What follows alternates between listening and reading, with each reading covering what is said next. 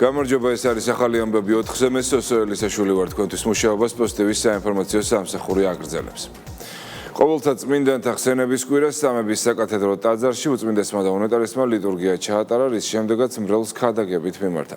მსახურების დასრულების შემდეგ კათოლიკოს პატრიარქმა შიო მესამემ დიუშენით დაავადებული ბავშვები და მათი ოჯახები აზიარა და დალოცა.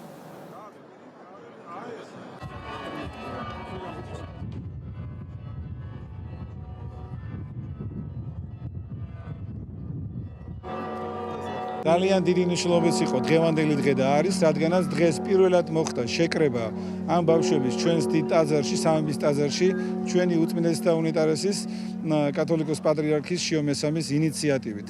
ჩვენ შევხვდით ამ პრობლემასთან დაკავშირებით ჩვენს პატრიარქს და ძალიან თბილად მიგვიღეს იქ სინოდის წევრებმა, მეუფეებმა, პატრიარქმა და ფაქტიურად დარწმუნებული ვართ, რომ ძალიან დიდი წვლილი მიუძღვის ჩვენს პატრიარქს ამ პრობლემის გადაწყვეტაში, რაც არის ის, რომ კურნალობა სრულად და მედიკამენტები იქნება ხელმისაწვდომი უახლოეს პერიოდში. დალოცათ ჩვენი შვილები, საჩუქრები აჩუქა, აზიარა და მადლობა ამისთვის პატრიარქს და მადლობა ყველას, ვინც ამ პროცესში არის ჩართული. მნიშვნელოვანი და ძალიან მადლიანი დღეა დღეს, რადგან უწმინდესმა დალოცა ჩვენი შვილები, აზიარა და დარწმუნებულები ვართ, რომ უფლის შეწევნით და წყალობით ყველაფერი ისე წარიმართება, როგორც მშობლებს გსურს და ჩვენ შვილებს. წარმატებები მთელ საქართველოს. სამების საკათედრო ტაძარში დღესვე მესამე და შემდგომი ბავშვის მონათვლის 73 ეტაპი გაიმართება. უწმინდესი და უნეტარესი შიო მესამე ილია მეორის ტრადიციას აგრძელებს. შეგახსენებთ, რომ კათოლიკოს პატრიარქის ინიციატივით დემოგრაფიული მდგომარეობის გასაუმჯობესებლად მშობლების სურვილის შემთხვევაში პატრიარქი ოჯახში დაბადებულ მესამე და მომდევნო შვილს ნათლავდა. 18 წელზე მეტია, რაც საქართველოს კათოლიკოს პატრიარქის ინიციატივით და ლოცვა-კურთხევით ტარდება საყოველთაო ნათლობები, 50,000-ზე მეტი ბავშვი არის მონათლული და ეს ყველაფერი დემოგრაფიული პრობლემებიდან გამომდინარე, საქართველოს კათოლიკოს პატრიარქმა გაუმჯობესების მიზნით წლების წინ შემოიღო და ეს 50,000 რიცხვი ძალიან დიდია, რა თქმა უნდა, და მადლობა აღმოსავლეთ საქართველოს კათოლიკოს პატრიარქი შიოც აგრძელებს საქართველოს კათოლიკოს პატრიარქის ამ ტრადიციას და დღეს უკვე 600-ზე მეტი ბავშვი მოინათლება და დაახლოებით 51,000 იქნებიან ნათლულები პატრიარქის. სამართალდამცავებმა პატრულირებისას დაანით შეიარაღებული მამაკაცი შენიშნეს, რომელმაც ერთ პირს ჭრილობები მიაყენა და დაჭრილს ცივი იარაღით მისდევდა. შინაგან საქმეთა სამინისტროს ცნობით პატრულ ინსპექტორებმა მას შეჩერებისკენ მოუწოდეს, თუმცა ის თავს სამართალდამცველებს დაესხა. პატრულ ინსპექტორს დაანით ჭრილობები მიაყენა და მიმალვას სცადა. თავდამსხმელი უკვე დაკავებულია, დაჭრილი მამაკაცი და დაშავებული სამართალდამცავი კი კლინიკაში გადაიყვანეს. დანაშაული 15 წლამდე ვადით თავისუფლების აღკვეთას ითვალისწინებს. შინაგან საქმეთა სამინისტროს საპატრულო პოლიციის დეპარტამენტის თბილისის მთავარი სამმართველოს თანამშრომლებმა თბილისში ჩუღურეთის რაიონში პატრულირებისას შენიშნეს დანით შეიარაღებული მამაკაცი, რომელსაც იქვე მყოფი პირისთვის ჭრილობები ჰქონდა მიყენებული და ცივი იარაღით მის მიმართ დევნას განაგრძობდა. პატრულ ინსპექტორებმა მამაკაცს მოუწოდეს აღნიშნული შეეწყვიტა, თუმცა იგი სამართალდამცავების კანონიერ მოთხოვნას არ დაემორჩილა. მათ მიმართაც აგრესიული გახდა და თავს დაესხა. ამ დროს მან ერთ-ერთ პატრულ ინსპექტორს დანის გამოყენებით ჭრილობები მიაყენა და შემთხვევის ადგილიდან მიმალვა სცადა. პატრულ ინსპექტორებმა განხორციელებული დევნის შედეგად მამაკაცი მიმდებარე ტერიტორიაზე ბრალდებულის სახით დააკავეს. დაჭრილი მამაკაცი და დაშავებული პატრული ინსპექტორის შესაბამისი სამედიცინო დახმარების გაწევის მიზნით კლინიკაში გადაიყვანეს. მათ სიცოცხლეს საფრთხე არ ემუქრება. დანაშაულის ჩადენის იარაღი დანა ამოღებულია ნივთმტკიცებად. მომხდარ ფაქტზე დაწყებულია გამოძიება სისხლის სამართლის კოდექსის 19.100 და 353 პრიმამუხლებით, რაც 15 წლამდე ვადით თავისუფლების აღკვეთას ითვალისწინებს. საქართველოს ურთიერთობები ევროკავშირთან, ევროპული ბიუროკრატიის როლი და ბრიუსელთან დიალოგის შეჩერების რეალური მიზეზები. ამ თემაზე ღია ეთერში დისკუსია პარლამენტის ვიცე-სპიკერმა თეა წულუკიანმა გახსნა და ქართული ოცნების ხელისუფლების პირობებში ევროკავშირთან ასოცირების ხელშეკრულების შეთანხმებასა და უვიზო მიმოსვლის დაწესებაზე ისაუბრა. თეა წულუკიანის განმარტებით ევრობიუროკრატიამ გადაწყვიტა, რომ გადასულიყო იმ წითელ ხაზს, რომლის გადალახვაც არც ერთი სუვერენული ერის შემთხვევაში დაშვებული არ არის და როგორც კი ეს წითელი ხაზი გადაილახა, ხელისუფლება არა თანამშრომლობის, არამედ თავდაცვის რეჟიმში აღმოჩნდა. შევძელით და ხელი მოვაწერეთ ევროკავშირთან ასოცირების შეთანხმებას, ბევრი მოთხოვნა და რეფორმა განვახორციელეთ, მათ შორის მტკივნეული იმისათვის, რომ შეგძლებოდა და მოგვეპოვებინა ჩვენი ხალხისთვის, ერისთვის, როგორც ეს არის ქართველი ერის ისტორიული არჩევანი. ალბათ ჩვენი ისტორიის მანძილზე ყველაზე ხელშესახები შედეგი ევროკავშირთან და ევროპულ სივრცესთან დაახლოების ეს არის უვიზო მიმოსვლის რეჟიმი. ამის შემდეგ უკვე კონსტიტუციაში იწერება 78 მუხლი. შემდეგ დადგა რაღაც მომენტი, როდესაც ევროპულმა ბიუროკრატიამ გადაწყვიტა, რომ გადასულიყო იმ წითელ ხაზს, რომლის გადალახვაც არც ერთი სუვერენული ერის შემთხვევაში დაშვებული არ არის, ჩვენ გვიწევს აგრესიულად თავდაცვა იმისთვის, რომ არ მოხდეს ის, რაც მე პირადად, ასაკიდან გამომდინარე ნანახი მაქვს.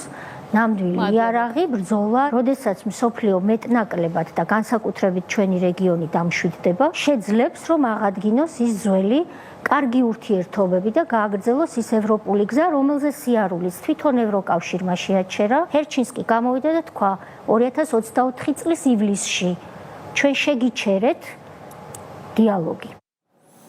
ხალხის ძალის საპარლამენტო პოლიტიკური ჯგუფი სამეგრელოს რეგიონის მუნიციპალიტეტებში საკრებულოების ფრაქციის წევრებს შეხვდა. შემაჯამებელი შეხვედრა წალენჯიხაში გაიმართა, სადაც მუნიციპალიტეტებში არსებული საჭიროებები განიხილეს და გამოწვევების დაძლევის ქმედით მექანიზმებზე იმსჯელეს.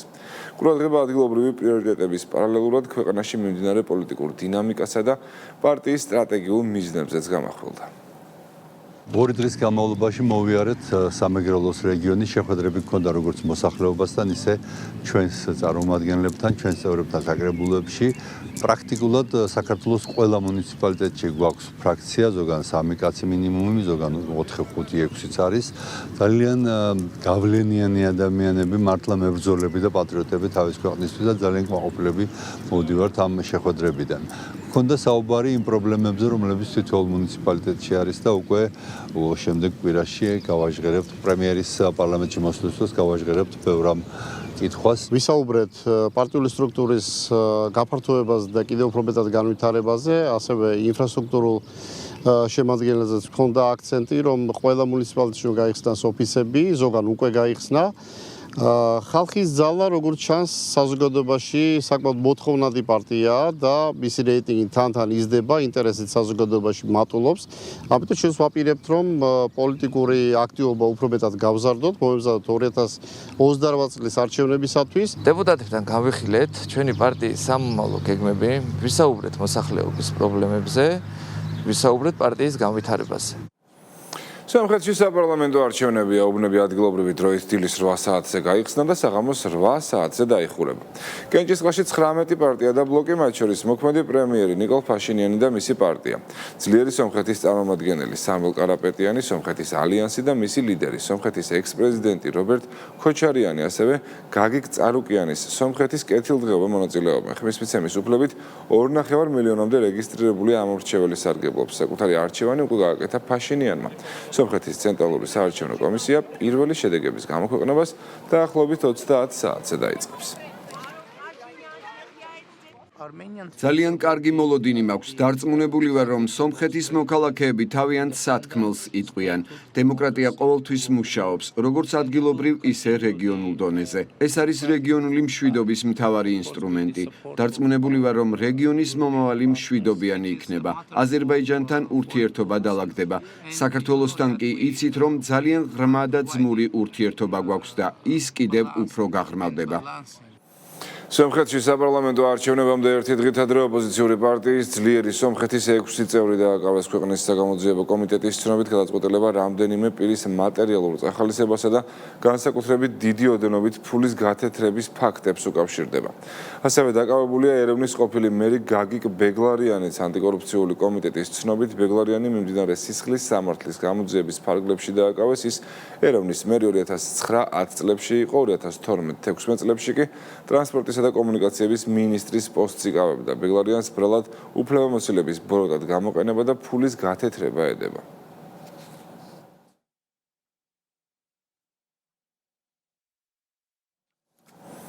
ლიტვაში სამთავრობო კოალიცია დაიშალა მმართველმა სოციალურ-დემოკრატიულმა პარტიამ კოალიცია პარტნიორ ნემანის განთიად დაატოვებინა. დაპირისპირების ერთ-ერთ მთავარ მიზეზად თავდაცვის საკითხები, მათ შორის ბელარუსის საზღვართან ახალი სამხედრო პოლიგონების შექმნის გეგმა სახელდება, რომელსაც ნემანის განთიადი ეწინააღმდეგებოდა.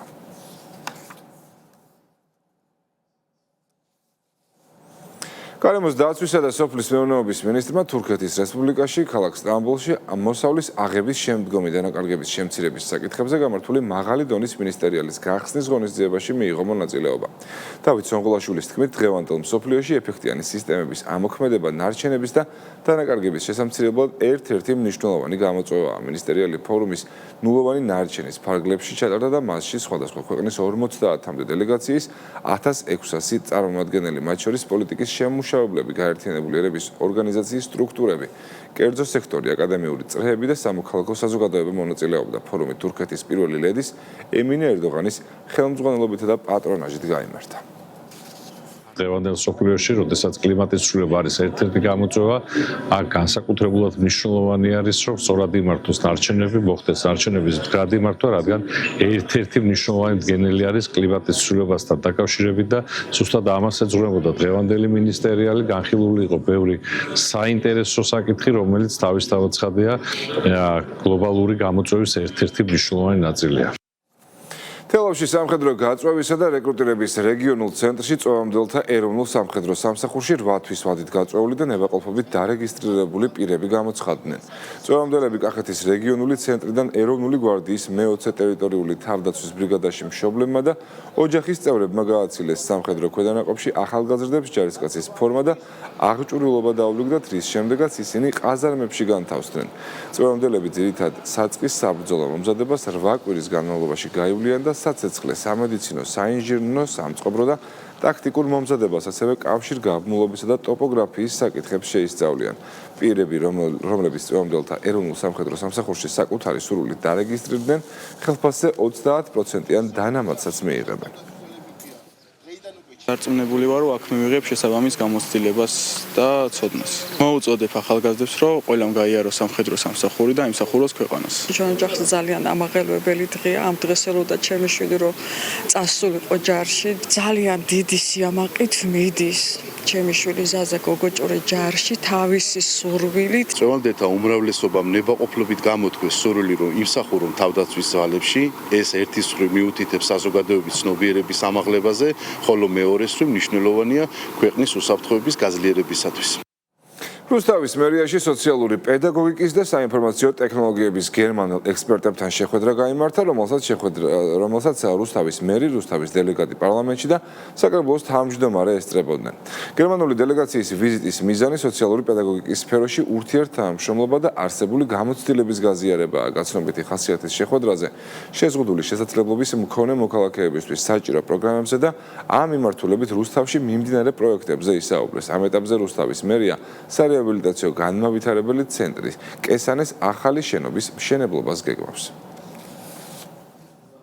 მათი ინტერესია, რომ ორმხრივი თანამშრომლობა შედგეს სოციალური პედაგოგიკის მიმართულებით. რაც შეეხება სოციალ პედაგოგიკას და სპეცმასწავლებლებს, ეს არის სწორედ ის მიმართულება, სადაც ჩვენ განსაკუთრებულად ვფიქრობ, გვესაჭიროება საუკეთესო საერთაშორისო გამოცდილება.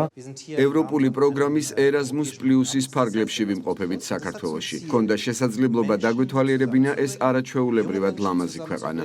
ჩვენ სოციალური პედაგოგიკის და ზოგადად საგანმანათლებლო საკითხებზე ვმუშაობთ. დედაქალაქში და რუსთავში დავათვალიერეთ სკოლები, საბავშვო ბაღები, განმავითარებელი ცენტრები, პროფესიული კოლეჯები და მათი მუშაობის სპეციფიკას გავეცანით. შეხვედრაზე ვისაუბრეთ იმ თემებზე, რითაც სასარგებლო შეიძლება ვიყოთ ერთმანეთისთვის, გამოცდილების გაზიარების თუ სხვა სახის თანამშრომლობის სფეროში. ეს იყო ახალი ამბები 4-ზე, მე ამით გემშვიდობებით, თქვენ კი წინ ზუსტად 7-ზე და 10 გვასალიას კვირის პოსტი გელოდებათ, ნახვამდის.